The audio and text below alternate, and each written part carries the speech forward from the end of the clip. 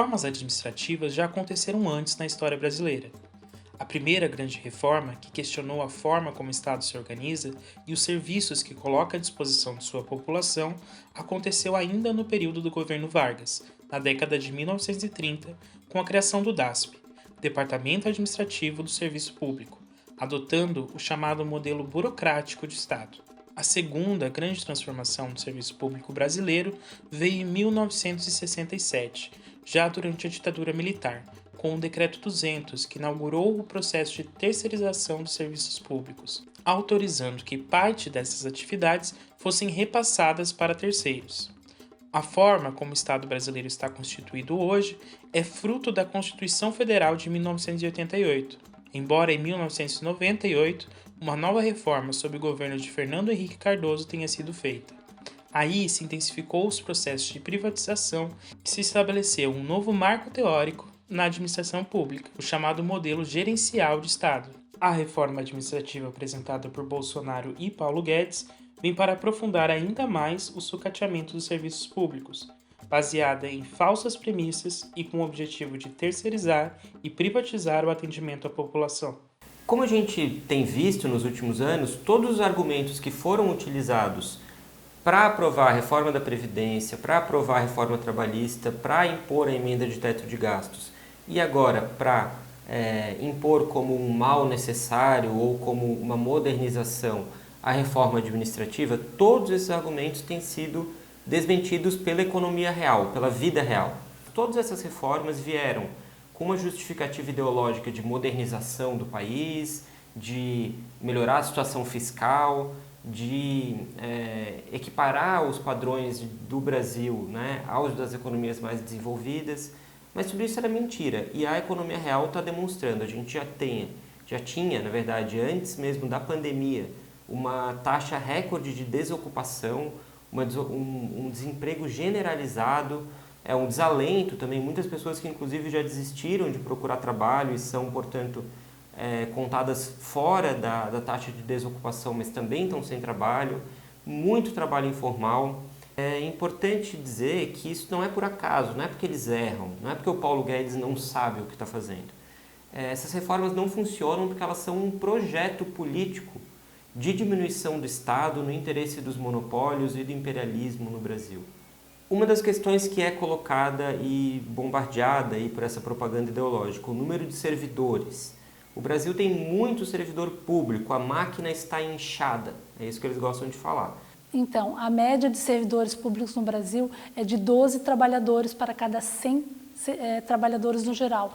12 servidores públicos para cada 100 trabalhadores no geral. Segundo a OCDE, né, que dados de agora de 2019, diz que a média mundial é 17 servidores. Né? Então, o Brasil está abaixo da média. Essa falácia de dizer que existe muitos servidores públicos, que o Brasil tem mais servidores que qualquer outro país, é mentira. Ele está abaixo da média. Quando a gente olha esses números, a gente vai olhar primeiro para a taxa de servidores públicos em relação ao total da população empregada. E aí a gente já está partindo de uma base rebaixada, no caso do Brasil, que está com alto contingente de população desocupada. Ou seja, 12,45% da força de trabalho efetivamente ocupada é de servidores públicos.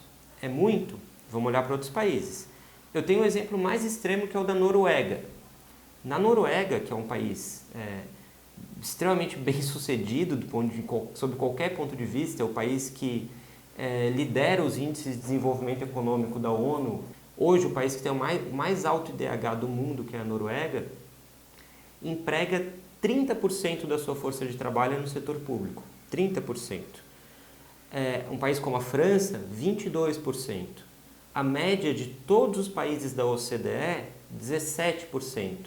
Brasil, 12%, lembrem.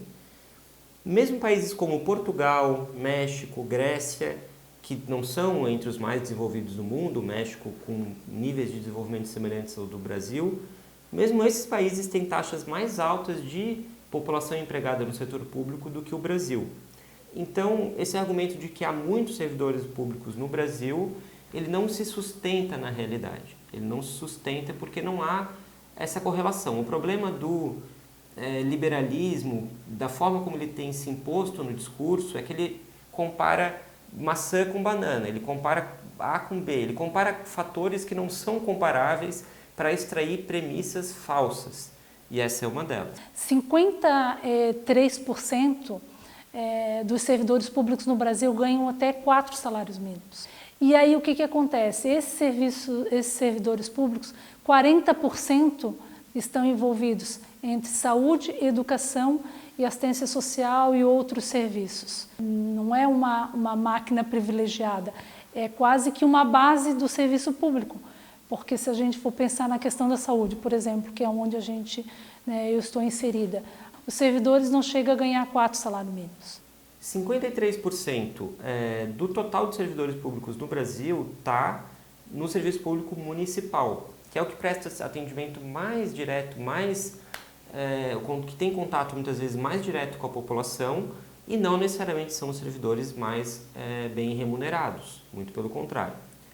Outros 29% dos servidores estão na esfera estadual, e aí a gente pensa em segurança pública, boa parte do sistema hospitalar, da saúde pública, aí estão quase 1/3, 29% dos servidores públicos.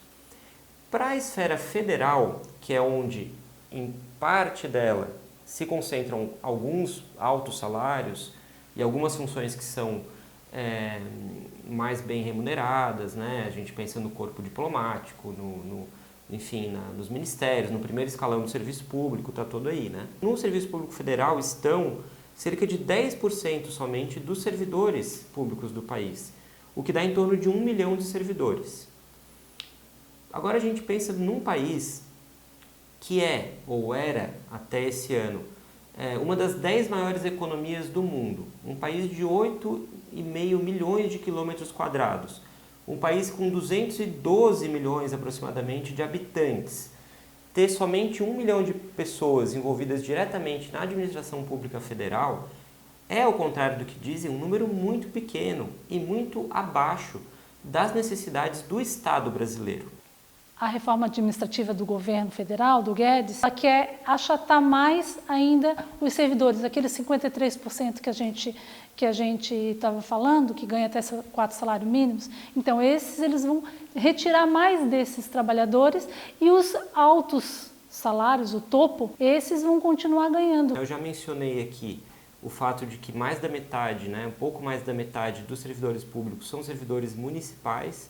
E aí a gente está falando de milhares de municípios brasileiros, alguns muito pequenos, com uma receita muito pequena, então com folhas também reduzidas, então a gente não está falando de nenhum privilegiado quando a gente fala de uma professora primária do município brasileiro, de um auxiliar de enfermagem num hospital público, ou seja, com pessoas com um salário dentro da média ou até mesmo abaixo do que seria necessário para poderem reproduzir a sua existência, como no caso da educação. A situação do serviço público brasileiro se agrava com a falta de investimento dos governos na contratação de servidores públicos.